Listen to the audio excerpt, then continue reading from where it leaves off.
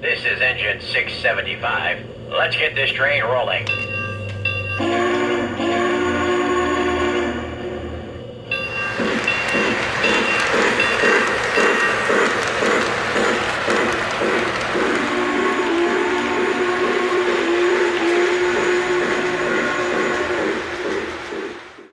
Hey there guys, in today's video we're going to take a quick look at the all-new Lionel Prairie Freight Lionchief starter set. I'm itching to get this box open and see what's inside.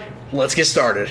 First impressions, this is awesome. This is retro done right. I don't think anyone quite had, full 1940s catalog box art on their bingo card when this set got announced. When it was first teased in the 2024 Volume 1 catalog, all we had was this basic render showing the freight set. But I'm really glad to see that they decided to do something stylish, did a good throwback. You see, it's got the 675, the gateman, the pre-war style crossing gate, the semaphore, all classic Lionel imagery is back right here on the cover staring you in the face. And yes, it was enticing because this came home with me as soon as it delivered to my local hobby shop.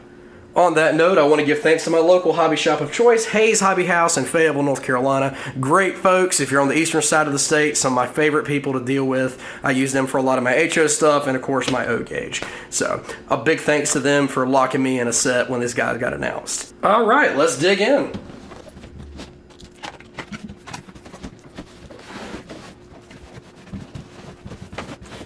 So once you get the box cracked open, here's what you're greeted with. Nice little array. We've got our gondola and barrel load up top, Sunoco tank car, Penske caboose, Lionel lines tender, remote, wall power pack. The track and locomotive are beneath. Track wise, you'll get 8 036 curves, 2 regular straight sections, and 2 additional straight sections for power and any plug and play style lighting or accessories. Here's a brief look at the rolling stock included with this set. Right out of the gate, I'm finding some really fun throwbacks, which I think you guys are going to enjoy as well. One really cool detail on the freight cars, and this is something simple, but if you've messed with post-war or pre-war, you're going to spot this right away. The truck design is identical to the original post-war style. To complete it, you've even got a large coupler plate on the bottom and a thumbtack sticking out, and this is of course an all-metal truck and coupler, so rest easy there. There's no plastic trucks on this set. Per the caboose, this is a really nice simple style. The body is plastic, the trucks and couplers are metal, same for the wheels, and we've got pickups on the bottom on both trucks to keep the lights rolling.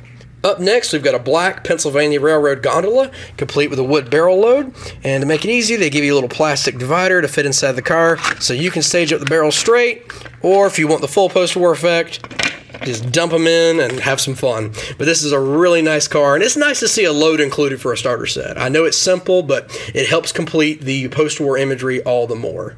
Last but not least, here's a look at the silver Sunoco gas single dome tank car. Lionel and Sunoco tank cars have gone back a long way, and it's really nice to see this one join the set. In terms of the build, the platform up top is metal, the ladders are metal, trucks and couplers metal, same for the wheels. Everything else is traditional plastic. But all in all, this looks really nice. Here's a look at the tender. It's a very simple design, as were the post-war originals. This, of course, has Rail Sounds RC. Body shell, coal load, all plastic. You've got a metal base. The trucks, wheels, and couplers are all metal, so that's one nice thing going for it. Got our standard speaker right here in the middle, and the drawbar to connect it to the locomotive. So very simple, but she looks really nice. And now for the keystone of the set, the 675 itself. And I know a lot of you guys have questions. What's the fit and finish feel like? How does it feel compared to the post-war? This is an awesome little locomotive. I mean, just looking at it here in front of the camera, it looks fantastic. We'll go into the details here in a second, but just so you can see, you're going to be concerned about weight. She may not have a pull-more motor, but there is plenty of heft on this locomotive. It is all die-cast. The Baldwin disc drivers look fantastic. The cab interior looks really good. There's a lot to offer with this locomotive. Now, some of y'all might be thinking, oh, it's just a new set hype. It can't be that close. Well, here's my family's original 675 for comparison. And I think she's had a little bit of a glow up in the modern age, so I think Lionel's done a nice job with bringing this set into the 21st century. Starting out at the front end of the locomotive, we can see the iconic post-war style front end. The Pennsylvania Railroad style keystone right on the boiler front looks fantastic. 675 is printed clear and legible. The green jewel marker lights look really nice, even though they're not illuminated. And speaking of illumination, we have an LED headlight up front to light the way.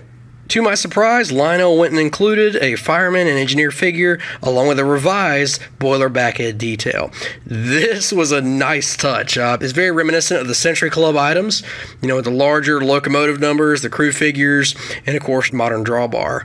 Real quick, we'll wrap up this locomotive overview with a broadside view of the engineer side. I'm really liking what I'm seeing. The locomotive has a great fit and finish to it, nice and hefty. It's perfect for a post-war throwback set. All in all, I'd go as far as saying this is a soft relaunch of what the post-war celebration series and Century Club brought to the market many moons ago. We've got the familiar styling, modern electronics, modern drivetrain, all in a nice package for both young and old to enjoy.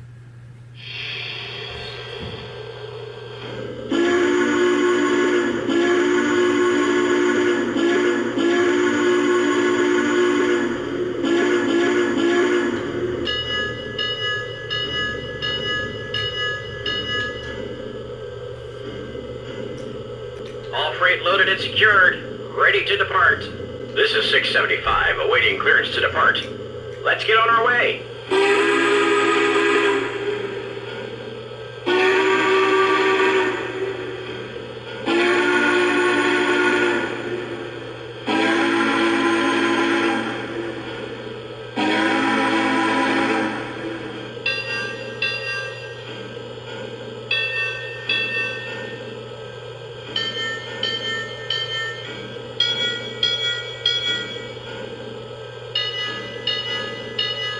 So one really fun feature is the ability to custom record and stream through the locomotive. I went ahead and did some custom crew chatter.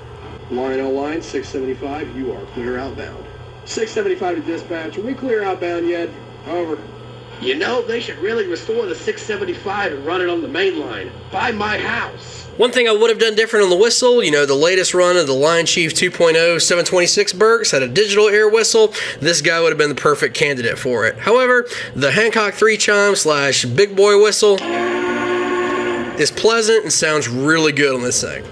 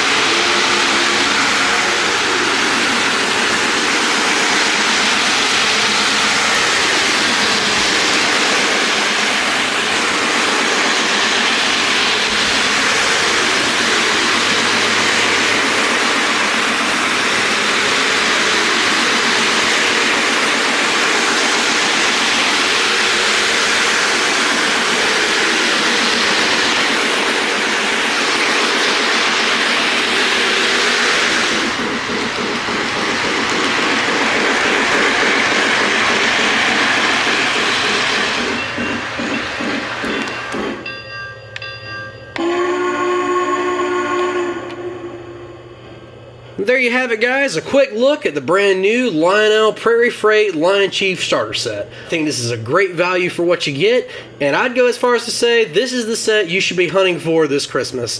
As of the recording of this video, these sets have been delivered before Cyber Monday, so as you're looking around doing your Christmas shopping after Thanksgiving, definitely put this one on your list if you've already got a layout, you want something cool to add to it, or you're looking to get started in O-Gauge. I recommend checking this set out. All in all, I'm very happy with it. I think they did a great job, and it's going to be a fun little addition to my roster.